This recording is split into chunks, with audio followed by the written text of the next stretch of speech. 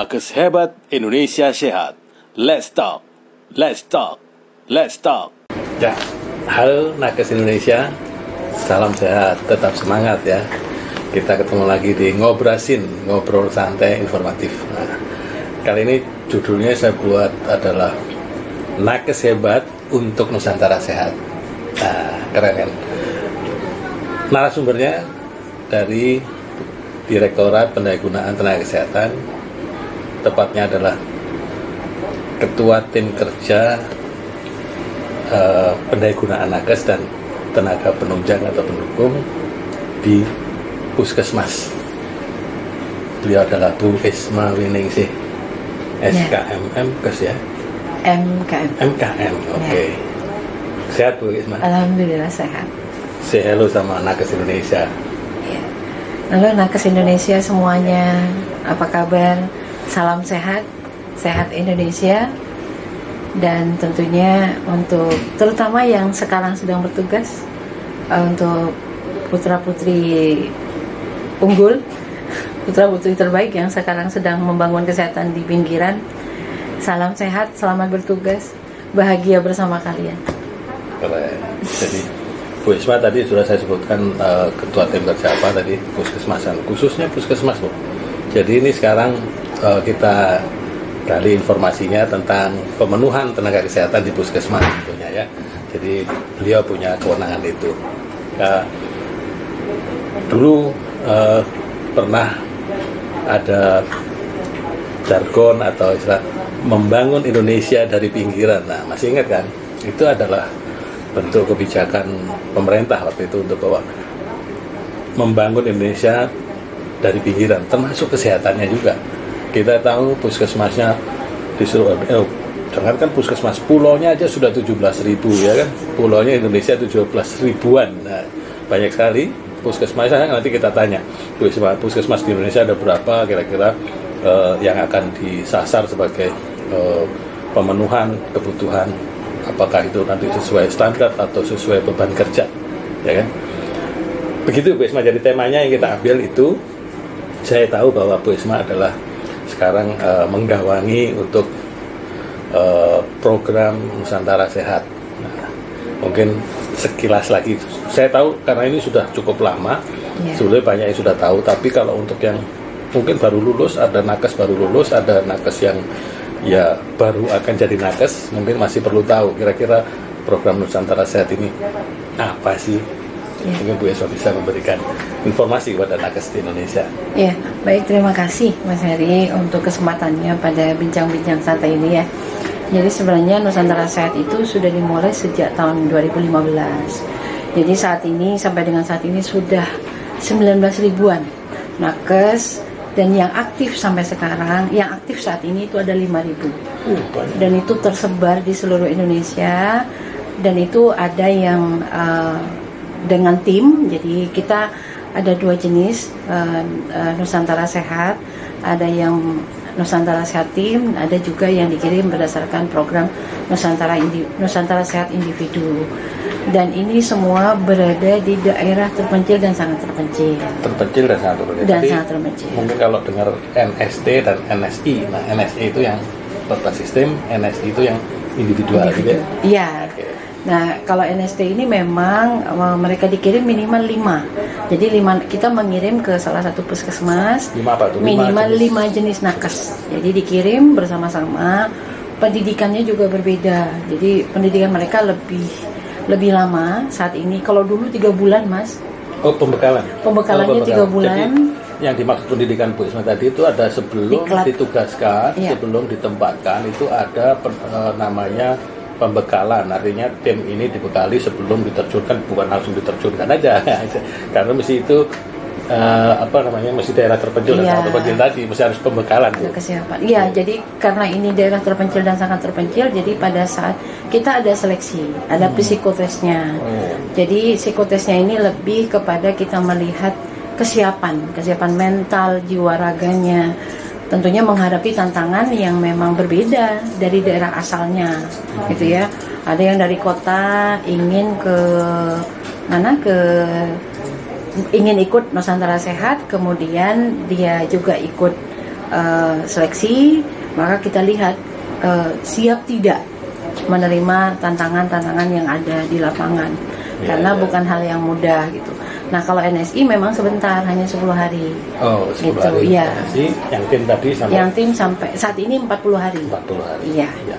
Dan itu mungkin teman-teman nakes yang sudah pernah tahu bahwa itu juga ada pembekalan yang sifatnya jiwa korsa ya. Iya. Nah, Bela negara. bela negara itu ada latsarnya, latsar milnya seperti militer karena dipelatih oleh tentara. Ini untuk menyiapkan para tenaga kesehatan supaya lebih kompak karena memang nanti harus berkolaborasi dengan nakes yang sudah ada di daerah itu, sehingga perlu tadi psikotes, jangan sampai nanti anak kota mau tugas di daerah terpencil nanti malah jadi nyusahin, bukan bukan membantu masyarakat setempat, malah ini ada psikotesnya ya. Kok sekarang puskesmas ada berapa Bu kira-kira? Kurang lebih saat ini 10.000 lebih Mas. 10.000. Jadi 10.300-an. Jadi kalau tadi cuma existingnya cuma 5.000 itu ya separuh dari puskesmas, bangunan puskesmasnya ya. Tetapi kan ini sebetulnya tadi kalau daerah terpencil dan sangat terpencil tentunya memang ya pinggiran, bukan nanti, jangan berharap nanti Nusantara Sehat dengan ditempatkan di Jakarta Timur ya nggak ada, itu bukan terpencil gitu. Iya. Jadi memang Nusantara Sehat ini salah satu ya bentuk program pemerintah membantu pemerintah daerah dalam memenuhi kebutuhan nakesnya. Karena memang sasarannya ini adalah daerah-daerah dengan retensi rendah, artinya peminat juga tidak ada dan sebagainya. Sementara masyarakat itu sangat membutuhkan yang namanya pelayanan kesehatan, apalagi di ujung langsung berhadapan dengan masyarakat, itu selalu dibutuhkan gitu. Ya. Terpencil itu bisa jadi juga tempatnya di perbatasan dengan negara lain gitu. Bisa jadi gitu. Jadi ini kalau ada pepatah atau kalimat yang pernah disampaikan untuk menyemangati para calon Nusantara Sehat yang ditempatkan ini di dalam pembekalan, dan kalau tentara itu manggul senjata, namanya bela negara. Nakes ini pun juga bela negara sebetulnya, kalau bisa mengisi tempat-tempat terpencil ya. Banget. Jadi itu kan termasuk membangun juga kekuatan di pintu terdepan negara ya. Jadi itu catat itu, kalau misalnya ikut gabung di sini di Nusantara Sehat ini keren sebetulnya. Luar biasa. Karena itu Anda punya kesempatan ikut bela negara, ikut menjaga negara ini, membuat Nusantara lebih sehat, itu tujuannya.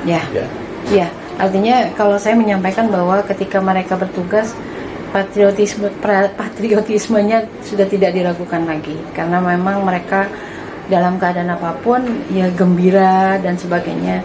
Mungkin awalnya agak terkejut ya Mas, mau datang itu juga saya lihat juga anak-anak diam gitu ya, bahkan ketika perjalanan kurang lebih 22 jam darat gitu, agak tegang begitu. Tapi ketika menghadapi masyarakat yang betul-betul berharap, jadi disambut kedatangannya. Masih itu ada daerah yang nggak ada listrik ya?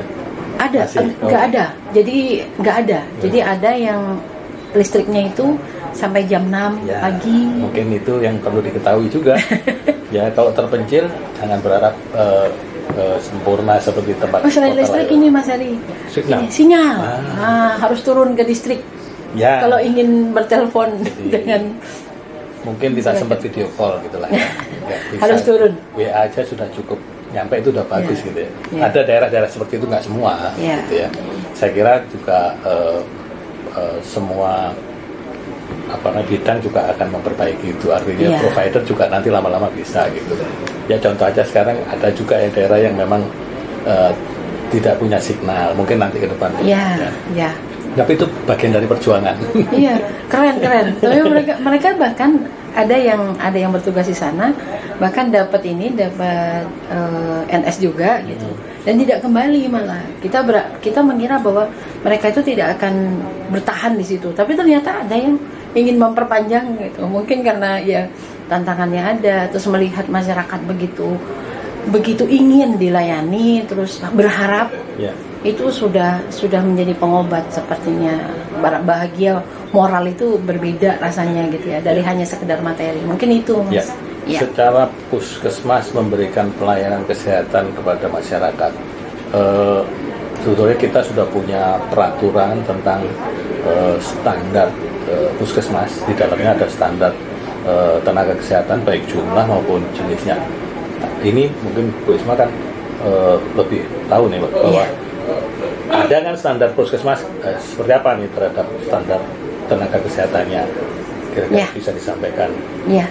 Jadi sebenarnya berdasarkan Permenkes 33 tahun 2018 memang bukan Permenkes 33, Permenkes 43 tentang standarnya 2019, sorry, itu tentang puskesmas. Di sana memang sudah ditetapkan bahwa seluruh puskesmas itu harus memiliki minimal 9 jenis nakes. Minimal 9 jenis nakes. Itu mulai dari dokter gigi, bidan, perawat, tenaga laboratorium medis, kemudian counseling, tenaga gizi, ya sanitarian atau apa ya, gizi ya, gizi itu apa ya? Farmasi juga. Ya, farmasi, terus kemudian kesmas, ya kesmas. Saya kira itu. Ya, artinya itu ya, 9 tadi jenis yang ada itu itulah yang minimal dibutuhkan untuk menggawangi pelayanan kesehatan di level puskesmas ya. Padahal kalau lihat paparannya Pak Menteri, paparannya Bu Dirjen ya, itu ada masih 51% yang belum punya lengkap 99-nya itu ya. Berarti itu akan menjadi sasarannya program kerjanya Bu Isma ini. Ya, jadi itulah makanya ada program NS ini ya Bu. Iya, jadi begini sebenarnya. Iya, NS-Team, NSI. Jadi sebenarnya begini, kekurangan 51% puskesmas yang sampai dengan saat ini tidak memiliki 9 jenis nakes standar itu sebenarnya tidak hanya tanggung jawab kita pemerintah pusat, tapi juga adalah tanggung jawab pemerintah daerah. Jadi memang pengisiannya tidak hanya melulu Nusantara Sehat. Jadi di sana ada melalui ASN, di sana ada PNS, rekrutmen PNS yang setiap tahun itu selalu ada formasinya, dan itu adalah kesempatan baik untuk seluruh nakes ketika formasi ada untuk mendaftar. Dan saat ini mungkin sebelumnya sudah pernah di podcast sebelumnya ya Mas, ada Pak Direktorat Perencanaan Tenaga Kesehatan itu terkait dengan rekrutmen P3K yang sedang disiapkan. Jadi harapannya pemerintah daerah melalui dua jenis rekrutmen itu bisa memenuhi. Namun demikian seperti kita ketahui juga ada daerah-daerah yang retensinya rendah, artinya peminatnya sangat kurang. Dan memang dari sisi fasilitas itu memang sulit untuk dipenuhi. Dan pemerintah daerah sendiri juga punya kemampuan, punya batas kemampuan untuk memenuhi nakesnya. Nah itulah yang menjadi tanggung jawab pemerintah pusat melalui penugasan khusus yang saat ini disebut dengan Nusantara Sehat sampai saat ini. Jadi lebih kepada ini masa transisi atau salah satu bentuk kepedulian kementerian lembaga, dalam hal ini pemerintah pusat, dalam salah satu bentuk tugas pemerintah pusat untuk memenuhi kebutuhan masyarakat terhadap pelayanan kesehatan, terutama yang memang daerah-daerah terpencil dan sangat terpencil. Ya. Tadi penugasan NS ini berapa lama? 2 tahun. 2 tahun. 2 tahun. Tapi setelah 2 tahun bisa diperpanjang, ikut lagi atau seperti apa? Iya, tapi harus pindah tempat. Oke. Kalau tadi saya lihat program ini sudah dari 2015 dan pasca yang penugasan bisa ikut kembali, kira-kira masih terbuka peluang nggak untuk yang baru lulus atau nakes yang baru tertarik, baru berminat, kira-kira masih terbuka peluang? Masih, sangat terbuka. Apalagi, mohon izin ini Mas Heri dan juga ini teman-teman yang baru lulus ya, pasca internship segala macam, terutama untuk dokter dan dokter gigi. Oh ya, fenomena yang menarik. Iya. Kenapa dokter dan dokter gigi, kenapa nih? Iya. Jadi ini betul-betul masyarakat sangat menunggu sekali dokter dan dokter gigi untuk bisa juga turun bersama-sama kami di penugasan khusus, terutama Nusantara Sehat. Karena untuk tahun ini saja Mas Heri, kami membutuhkan kurang lebih 730 dokter. Iya, artinya hitungan kasarnya itu kurang lebih 730 puskesmas yang belum ada dokternya. Jadi kami berusaha sedemikian rupa sosialisasi melalui pasca intensif dan semuanya jalur kita penuhi, kita sosialisasikan, dan insya Allah ini mungkin 9 Juni besok ini sedang kita cek lokusnya dan sebagainya, itu kita buka lokusnya untuk bisa, karena untuk NSI, untuk dokter itu bisa memilih lokus yang sudah kita siapkan, bukan lokus semuanya begitu ya, tapi lokus yang kita siapkan. Oh ini loh lokusnya. Ada pilihan. Jadi kalau NSI bisa memilih. Tadi menarik ini saya kulik tadi, kenapa disebut dokter dan dokter gigi yang masih kurang ini kurang peminat atau, nah ini perlu saya kulik nih. Nah, karena saya tahu kalau sekarang kalau nggak salah sudah ada 90-an fakultas kedokteran. Tersebar di seluruh Indonesia, tapi kok masih kurang apa ini? Sebenarnya kurang minat atau kurang apa sebenarnya? Peminatnya kurang peminatnya kurang. Jadi yang jelas kalau produksi saya kira cukup ya Mas. Oh gitu. Ya, produksi dokter dan dokter gigi saya kira cukup. Dan sebenarnya yang sudah ada di puskesmas juga cukup. Cuma memang untuk daerah-daerah tertentu inilah 730, terutama untuk Indonesia Timur. Untuk Indonesia Timur ini betul-betul sangat membutuhkan turunnya para dokter-dokter yang dengan patriotisme tinggi, yang berjiwa petualang. Dokter yang baru lulus, yang akan lulus, peluangnya besar. Iya. Bukan hanya tadi disebutkan Indonesia Timur. Indonesia Timur itu bukan persoalan, kalau tunjangan udah pastilah ya. Iya, itu memang ada listnya. Iya. Tapi ada nilai plusnya. Indonesia Timur itu wilayahnya semuanya objek wisata. Iya, perawan ya. Gadis perawan itu bisa dilihat. Pasti wilayah puskesmas saja punya objek wisata gitu. Jadi mestinya minat itu harusnya minat ke sana. Indah ya kan? Indah banget, ya? Indah banget. Nah, itu mungkin barangkali kita perlu ekspos barangkali ya. Iya. Ini kalau minat di daerah ini, objek wisatanya ini mungkin kita perlu ekspos itu. Tapi yang jelas masih banyak dibutuhkan. Tadi saatnya Anda lulus, saatnya Anda ikut bela negara, memelihara kesehatan masyarakat kita yang ada di daerah terpencil. Gitu. Cuma dan satu lagi, jadi ketika mereka selesai Nusantara Sehat, kalau misalnya dokter dan dokter gigi itu mendapatkan reward menjadi prioritas untuk mendapatkan tugas belajar. Untuk lanjut menjadi spesialis? Iya. Jadi ketika lulus, terus kemudian gini, selain tugas belajar, selesai penugasan ini mendapatkan poin reward. Jadi ketika ikut ASN, ikut rekrutmen ASN, PNS maupun P3K, mereka mendapatkan reward berapa persen ya nilai, yang juga menjadi bagian dari nilai untuk mereka lulus sebagai itu rewardnya. Ada poin plus. Ada poin plus, iya. Kalau mau plus gitu. Iya, maksudnya itu tadi untuk tubel spesialis itu bisa jadi prioritas untuk para dokter dan dokter.